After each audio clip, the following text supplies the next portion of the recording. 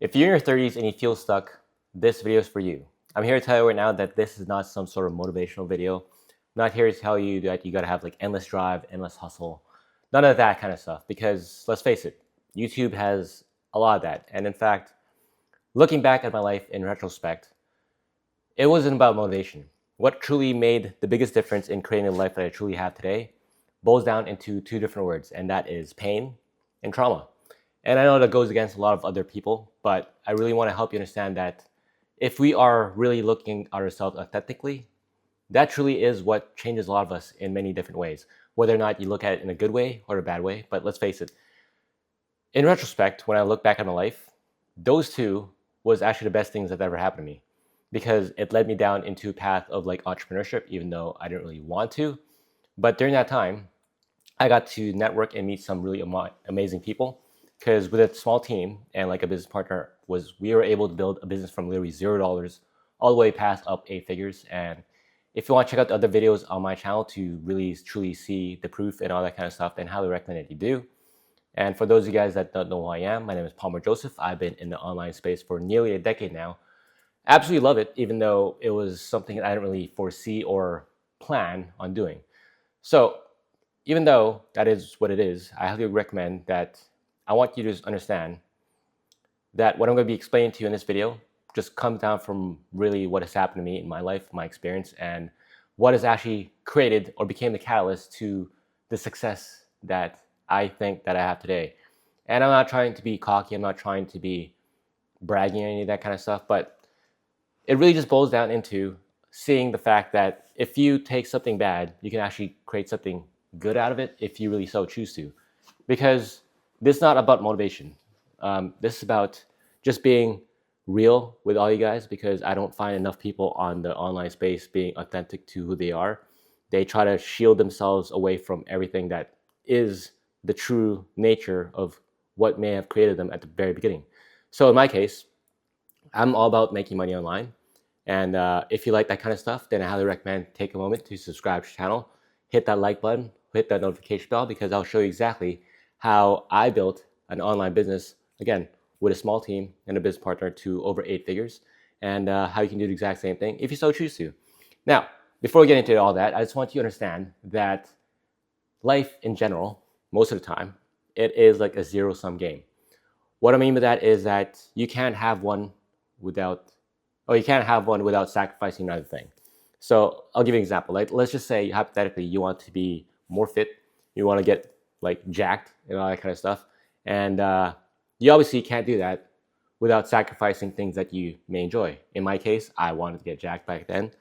I couldn't eat junk food. I couldn't eat fast food, and those are things I still love to do today. Don't get me wrong, I'm no longer jacked.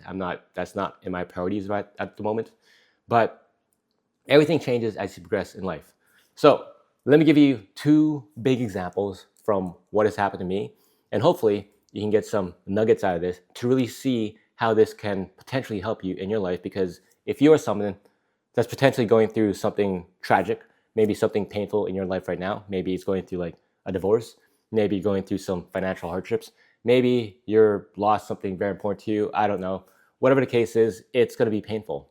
And we have to acknowledge the fact that everyone in life will have to go through these times in our life, because without it, we are not who we are today. And if you really accept it for what it is, even though if you're going through that period at this point in time, yes, it's going to suck. Yes, it's going to be painful. Yes, you really wish you weren't going through all that. But I can almost promise you, if you really accept it for what it is and learn from what is potentially teaching you, you will probably most likely get out of it as a better person. So in my case, like I said, I went through an immense amount of trauma, immense amount of pain that has really changed who I was, my identity, my reflection of who I am, because without that, I can't be where I am today. And if I was to go back and try to replay the entire thing, my entire life all over again, would I do it? Probably, yeah. I would most likely go through the exact same shit that I already did, because I really want to get to the point where I am today. So let me help you understand. One of the biggest traumatic events, the most painful ones I ever gone through, was my very first real relationship. And I'm not here to tell you like my very first girlfriend, because I didn't really care about that. And chances are, if you're a guy or girl watching this, your first relationship most likely wasn't the one, and that's fine. But let me give you a better understanding to help you visualize what I'm talking about in my little story here. So, in my 20s, I'm in my 40s now, believe it or not. And I know I look young as hell because, let's face it, Asians don't raisin and whatever the hell that stupid phrase is. But here's the thing. Back then, I had a lot of relationships, like a ton. And not here to brag, not here to boast. I'm just here to tell you, like, I spent years of my life just chasing women, and I enjoyed it. Don't get me wrong; it was fun. It was great. I was kind of like the little f boy that a lot of women hated, but at the same time they loved it too. But neither here nor there. During that time, in my 20s and into my 30s, which bled into it, I was really egotistic. I was very self-centered. I was very to myself. I cared about just me. Everything revolved around Palmer. Everything revolved around what I wanted, and that anyone else that tried to get in the way just got destroyed because I didn't care about them. So that made me into a piece of shit, needless to say. So I highly admit to that, and I wear that label with honor back then. But here's the thing. I partied a lot. I had no long-term girlfriends. I couldn't carry a relationship longer than 2 years, or even 1 year to be exact. And deep down inside, I was kind of like a really broken person. But progressing through that time in myself, when I knew what I was doing, I was hurting people. I was basically messing up other girls as well. I wasn't traumatizing them. I didn't do anything bad. It's just men, guys being guys, and like bouncing around from relationships. Okay, I'm not talking about I did something like super traumatic. I'm not doing any of that. None. Okay, I just want to get that out of the way in case you're like wondering. But during that time in my 20s, I was very extroverted. I always was out partying. I was always getting invited out to things. I had a lot of parties. I did a lot of drugs. I chased a lot of women. I did all the things that a 20-year-old or 20s person would love to do because it's super fun. It's in our prime. We want to do all that kind of stuff. And it was great. Don't get me wrong. Again, if I would do it all over again, I definitely would. Now, today, let me help you understand that I'm not that kind of person anymore because my first relationship, how it ended, was very different from what I imagined because this was a girl that I didn't really like that much, but I liked her enough to date her. And funny enough, this was a relationship that lasted a year and a half. So it was longer than all the rest, even though it wasn't someone that I was like super into. But she was very different from me. She was white and I'm Asian. She was taller than me. She was all the things that you probably look at as a couple and be like, what the hell is wrong with these two? But yeah, it was strange. I wasn't that much into her, but at the same time, I was. I can't explain it any better than that. But how things ended was the fact that she ended things with me. And it was weird because, not trying to brag, I was never the one to get broken up from. I was the one that always broke things up with everyone else. And the very first breakup of someone else doing it to me, without me actually forcing them to get into it, because you know how guys are, we try to like just be complete assholes just to make them break up with us. I didn't do that. I didn't want to end. I liked it as it was, and it just ended out of the blue. For at least in my perspective, it was. But in retrospect, yeah, I kind of messed up a lot. But needless to say, it really made me reflect and understand how I made it to what it was today and how it actually shifted everything that I was. Because even though I was very extroverted back then, I was very talkative, I was always have a lot of friends around me, it threw me into this weird whirlwind of tragic suffering, if I can be any more specific than that. It basically put me into like, I wouldn't say severe, but if I was put like a scale of 1 to 10 in terms of like depression, probably put it like 6.5, 7. So it was pretty bad. But it really, during that time, it was painful. But at the same time, this is like years ago.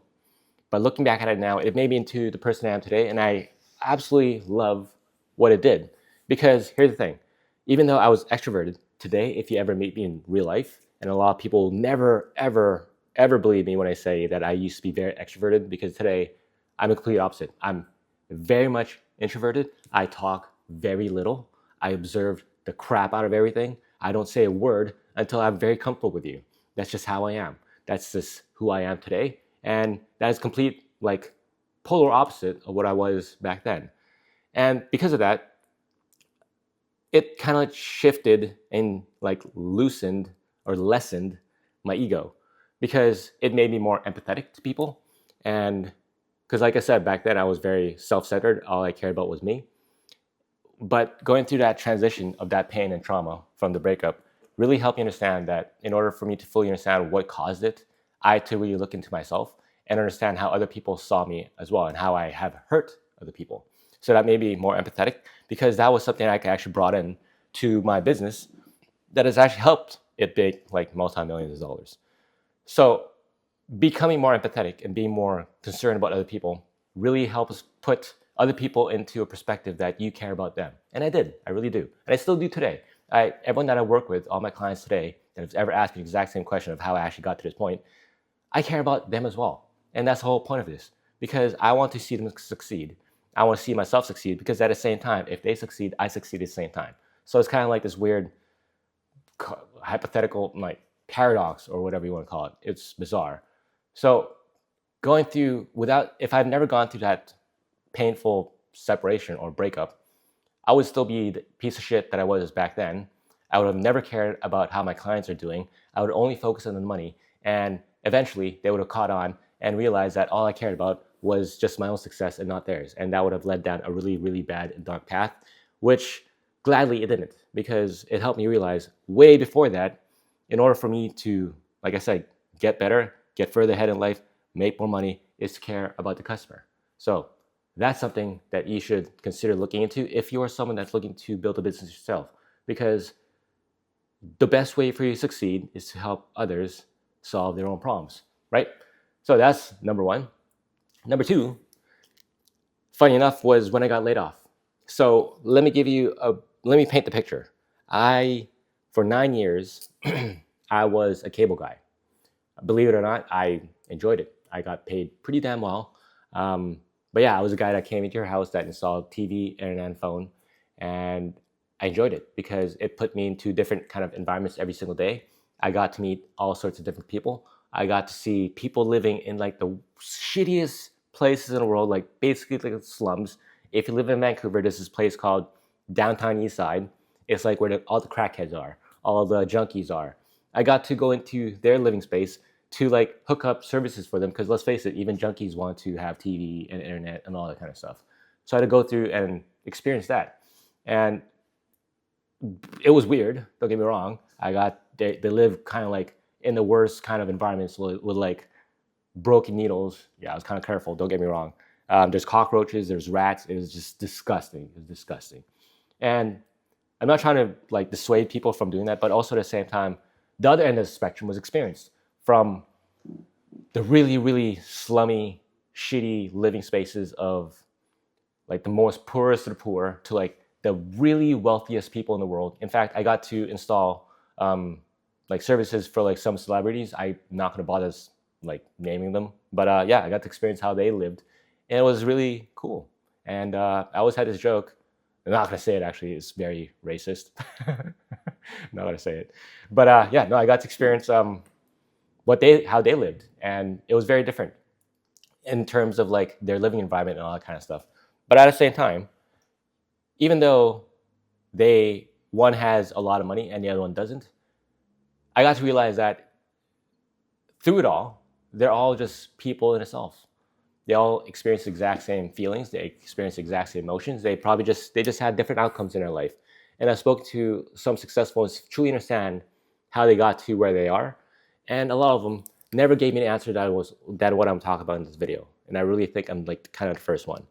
They always tell me it's like, oh yeah, you just gotta hustle hard. You gotta work very hard. You gotta put in like endless nights, blah, blah, blah, blah. And that's all like good to hear, but it's all normal. They never talk about things that actually really made a big difference. And in my video here today, I'm helping you understand what it did for me, because I really want to help some of you guys to understand that even though, let's just say, you are going, like I said, going through like a really tough time. Maybe you're going through like some sort of depression right now. If you really pick yourself up and really understand that you too have the power to actually achieve great things, if you really use that time to reflect on yourself, to really see that you too can actually provide for yourself in a way that no one else can, you can get so much further ahead. Because like I said, when I got laid off, It was this massive layoff. I was part of 254 people that got laid off in the exact same day. It was just a massive, it was this terrible event in our company.